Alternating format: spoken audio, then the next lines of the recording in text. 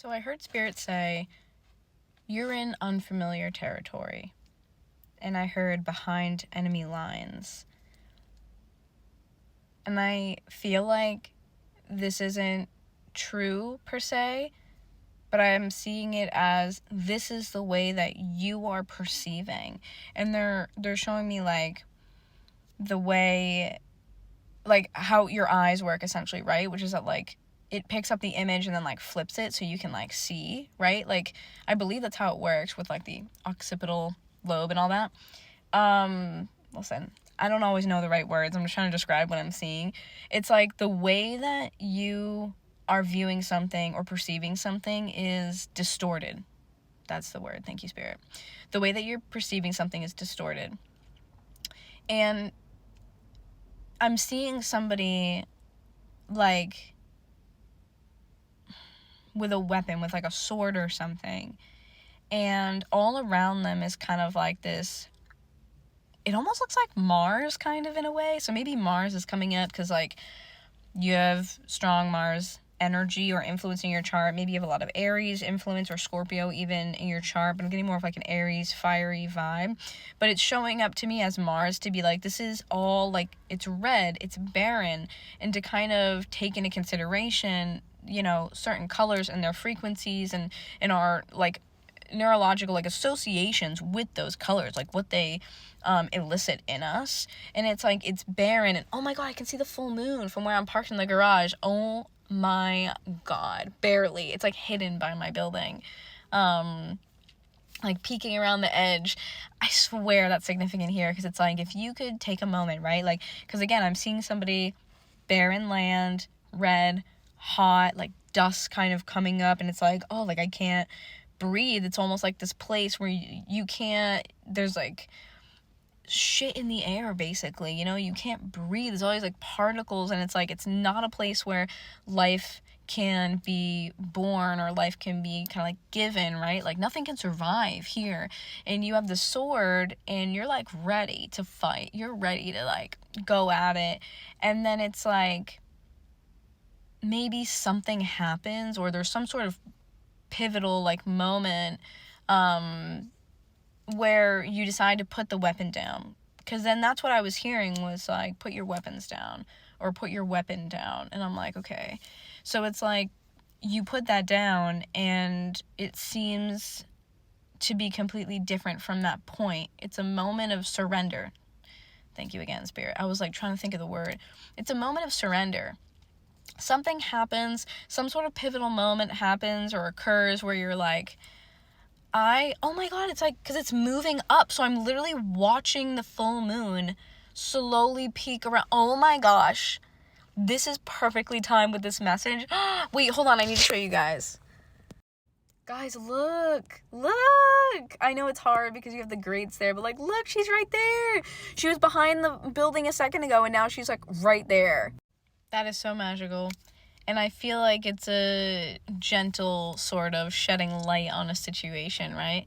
It's a soft moonlight instead of a harsh sunlight. 37 on my battery again. This keeps happening. 37 apparently is a very important number. But I feel like, again, it's a moment of surrender. Something happens and you realize and you're like, wait a minute. And then putting the weapon down, and you pull these like sunglasses like off of your face. It's like, again, it's distorted, right? You pull these sunglasses or glasses off of your face and you look around, you're like, it's not red, it's not barren, it's not, you know, dusty and dry and all these things that you thought before. It's actually perfectly fine. It's just unfamiliar to you. It's not that it's enemy lines, it's not enemy territory, it's not any of that. It's just that it's unfamiliar. And I feel like this is just Spirit saying symbolically that you've been seeing life through a lens that might be more built around previous experiences that have not gone well. So be it your trauma or just experiences that have left you kind of with like, oh god, I never want to do that again, right? And so it's like you putting the weapon down is actually a really big deal, because this says, I'm open.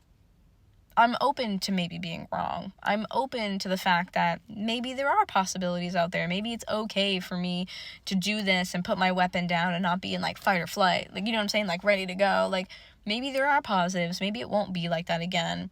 And that alone I think is so important, especially in regards to if you have, you know, a dysregulated nervous system, or anything like that. I definitely feel like it's, again, the surrender, the point of, okay, maybe I can regulate. Maybe this is possible for me. Maybe it doesn't have to be like this. I think that's a lot of growth on your part. And so I just, like I said, I see like the glasses coming off and it's like, yeah, like this is unfamiliar and I don't really know where I am right now, but it doesn't mean that it's bad. And I think that's Spirit's way of saying you're in unfamiliar territory because you've done something really cool. And you've done something that is, you know, it's evidential of your growth. And so now it feels threatening because it's like, oh, I could have everything that I want, right? Or it feels uncomfortable and weird because it's like Spirit needs to make room for all the stuff that you want. And so things might feel like around you, especially with the full moon in Scorpio, square Pluto, opposite Uranus. This is some unexpected changes, things kind of, for lack of a better way to put it, exploding in your face, maybe relationships coming to an end, certain cycles coming to an end, and I mean in a crash and burn type of way. Okay? This is where those secrets come to the surface. It's where those things that you've been suppressing, right to the surface. In like I'm thinking of like I don't know if it's an Instapot or like something else. It's like, I'm hearing like a tea kettle, I think. It's like that high pitch, like whistle, right? Where it's like that pressure of the steam and it rises and boom, blow the top right off, right? Like that's the energy that this Pluto and Uranus and full moon in Scorpio brings. It's almost like there's no room to hide anymore. There are things that you want in this life that you have asked Spirit for, that you've asked the universe for, that you've asked God for, or whoever. And they said yes. But to you, it looks like danger, because in order for you to do that, you need to come from a regulated nervous system. You need to come from a place. That sounded weird that I paused there. You need to come from a place that is you surrendering to what is possible, regardless of what maybe your dysregulated nervous system is telling you. To say to yourself, to literally, not to be cheesy, but like literally hug yourself and be like, it's okay. It is okay.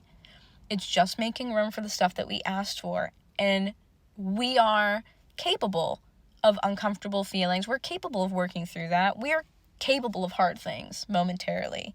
Not everything is out to get us. Not everything is a danger. And sometimes when we're dysregulated, we perceive things as danger. It's perceived. It's not always real, right? So I feel like overall, right now, the message that I'm getting is just that take a second look. Take a second look. Mull it over. Think about it. Are the things in front of you really that bad, or are they just making space for things that are better?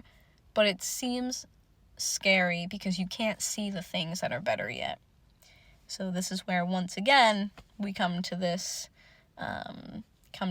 conclusion of you need to have blind faith and trust sometimes. Even though it feels really scary, you need to trust that Spirit is doing what's in your best interest. And that even though you can't see it, it is real and it is coming.